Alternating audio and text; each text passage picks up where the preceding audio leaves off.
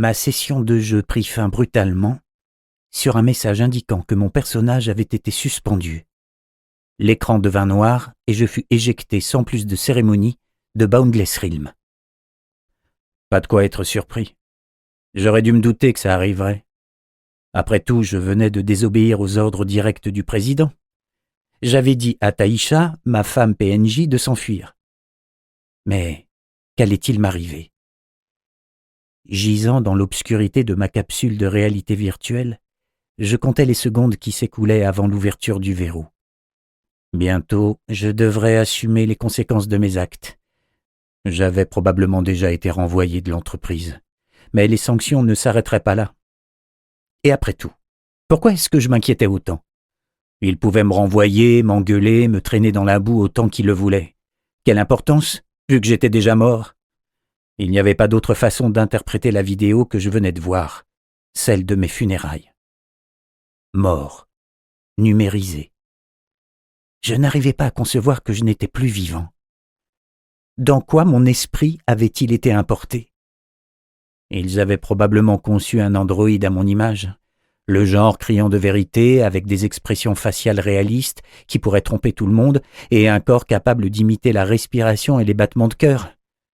Avant ma dernière session, je m'étais regardé dans le miroir et je n'avais rien vu de bizarre. La théorie du robot était donc plausible.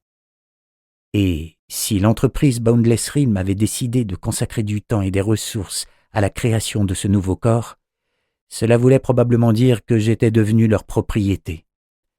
Et si c'était bien le cas, je ne pourrais plus quitter le bâtiment. Vu les dispositifs de surveillance continue qui étaient en place, ça ne valait même pas le coup de songer à s'enfuir.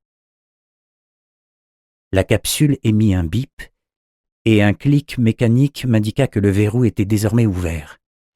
Je repoussai le couvercle et me redressai, mais je décidai de ne pas sortir tout de suite. Je ne voulais pas encore enlever ma combinaison à capteur et son amas de fils.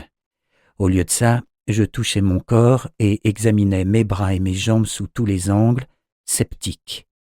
Ensuite, j'arrachai le bandage de ma poitrine et observai mes points de suture. Je m'arrachai même quelques cheveux et les étudiai de près. À ma grande surprise, pas la moindre parcelle de mon corps ne paraissait synthétique. Et en m'arrachant les cheveux et en me pinçant, je ressentais de la douleur comme avant. Qu'est-ce que ça voulait dire?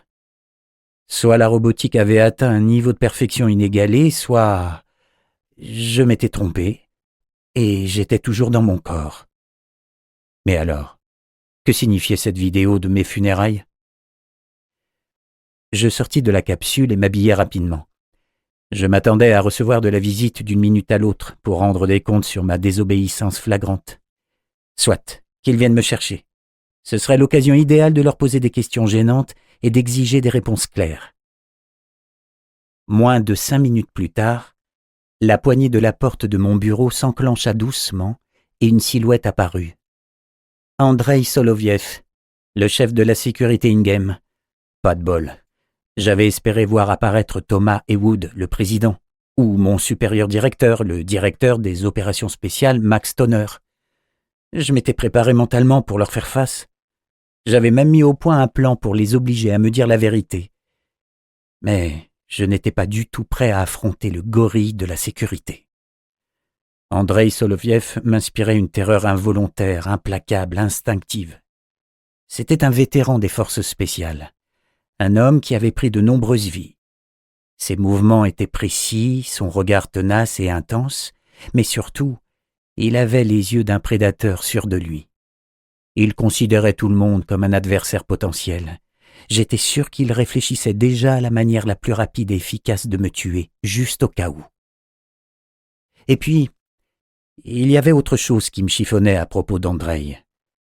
Au moment où j'avais été poignardé et que j'étais en train de perdre conscience, j'avais entendu une voix qui disait « Timothy a perdu beaucoup de sang, il va mourir !» Cette voix, j'étais convaincu que c'était celle d'Andrei. « Eh bien, Timothy, tu nous as bien compliqué la vie !» commença-t-il d'un ton dédaigneux en verrouillant la porte derrière lui. « Franchement, personne s'attendait à ça. C'est pour ça qu'ils m'ont envoyé.